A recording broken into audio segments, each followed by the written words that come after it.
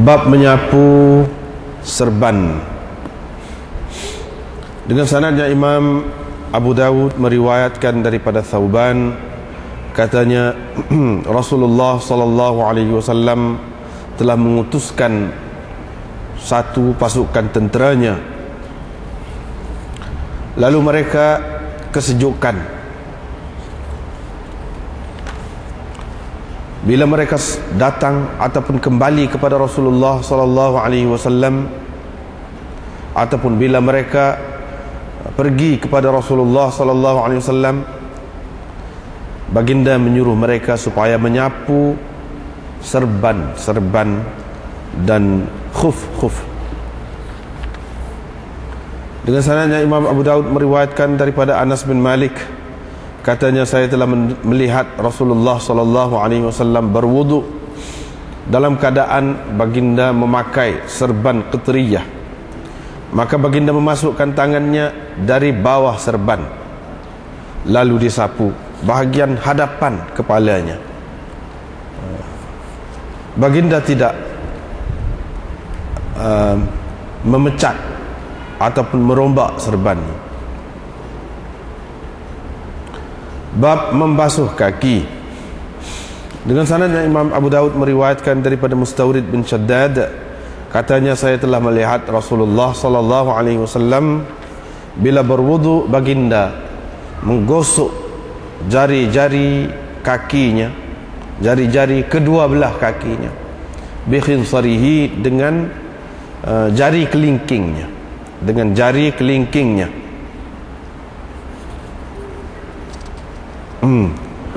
Itulah bab ni. Dalam kitab ana pegang ni sudah habis juzuk yang pertama, baru habis juzuk yang pertama. Selepas ni apa ni, babul mashi ala al-khuffain, ini termasuk dalam juzuk yang kedua dah.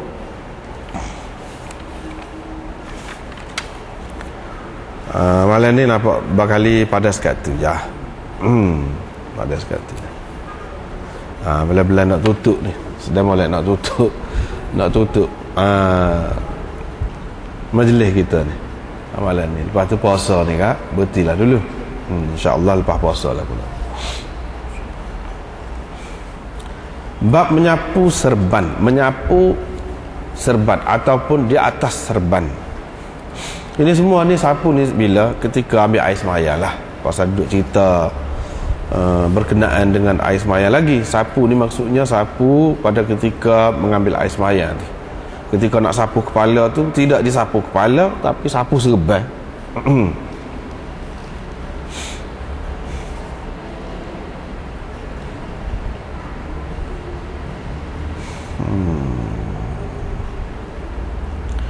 Pada keseluruhannya perawi-perawi ni hadis ni tak apalah, okey. Tak ada apa-apa masalah, kecuali seorang saja. Itu pun tidak berat mana. Itu pun tidak berat mana. Jadi secara umumnya kita boleh terima lah hadis ini. Kita boleh terima. Setengah-setengah orang yang mengatakan sahih hadis ini, dia tengok kepada asal cerita ni, matan hadis ini, tanpa melihat kepada sanad, maka dia kata sahih. Sebab banyak lagi tarik yang lain ataupun jalan riwayat yang lain selain daripada ini. Setengah-setengah yang darjat sahih dia tu rendah, dia sudah kata sanad ni pun sahih dah. Kalau nak kira hak kemah sikit, hak keras sikitnya, dia kata sanad ini hasan. Sebab apa? Salah seorang perawi dia tu tidak berapa kuat sangat lah. Maka dia tu menjadi hasan. Tapi nak kata dhaif tu tak berapa boleh lah nak kata dhaif tu. Sebab apa? Ramai orang-orang yang meriwayatkan hadis ni. Apalagi kalau tengok kepada isi dia tu. Isi dia tu memanglah semua boleh terima. Jadi perawi yang dipertikaikan itu ialah dibawa daripada Thauban itu, yang mengambil daripada Thauban, sahabat Nabi sallallahu alaihi wasallam. Thauban itu maula Rasulullah. Maula ni maknanya hamba yang telah dibebaskan oleh Rasulullah sallallahu alaihi wasallam. Yang mengambil daripada dia tu Rashid bin Sa'ad. Tu ya. Imam Ahmad mengatakan la ba'sa bihi, tak mengapa dengannya.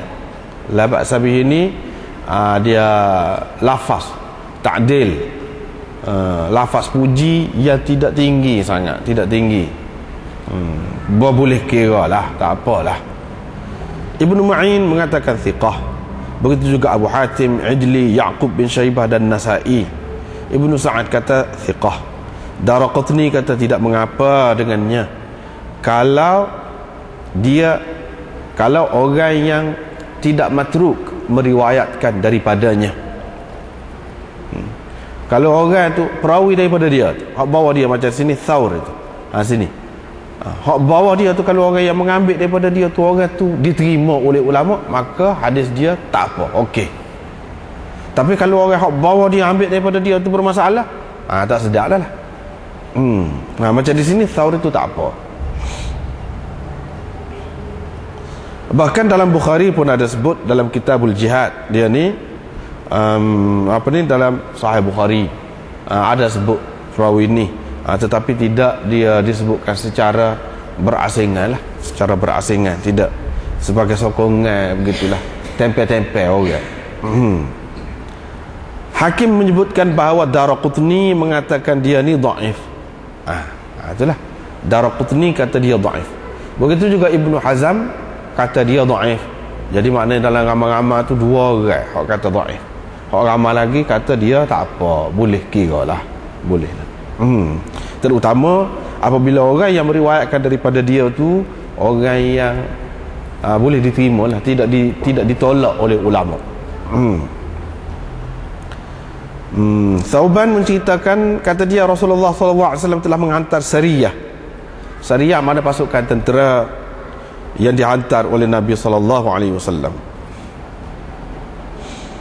Sariyah boleh jadi setengah ulama mengatakan daripada sir, maknanya satu pasukan yang dihantarkan secara sulit, tetapi itu tidak menepati dari segi asal dia tu. Dari segi asal perkataan dia tu sir, ini sari lain, tidak, kurang tepat itu. Tetapi ada ulama yang mengatakan hak ni lebih kuat lagi. Sebab apakah dipanggil sariyah ni? Sariyah ni kerana pasukan ini adalah pasukan yang terpilih, dan pasukan yang istimewa. Dia ambil daripada sari, asyai'us sari, maknanya sesuatu yang istimewa, yang terpilih. Jadi pasukan ni pasukan yang istimewa. Kemudian sariyah ni dia ramainya daripada 100 hingga 500 orang. Itu baru orang panggil sariyah.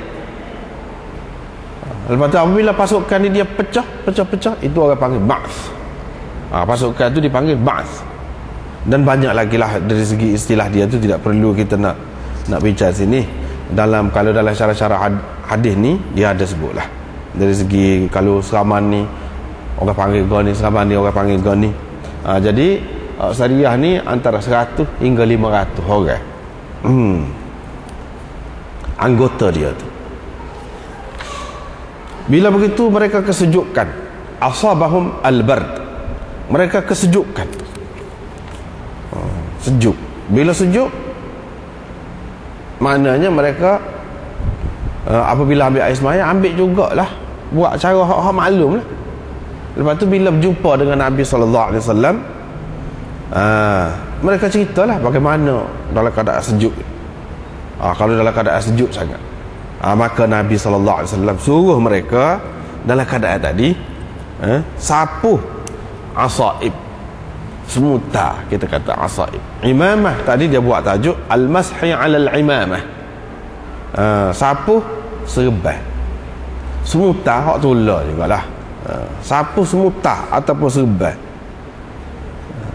Dan tasakhin, sapuh khuf, hak pakai di kaki tu. Yang ni pakai sapu saja bila ambil air sembahyang, tak payah dibuka lah. Jadi kalau kena air tu, kena di rambut ataupun kepala, hak mana tak ada rambut tu, lebih terasa lah kesejukannya. Boleh jadi dia ni akan terkena selsema dan sebagainya.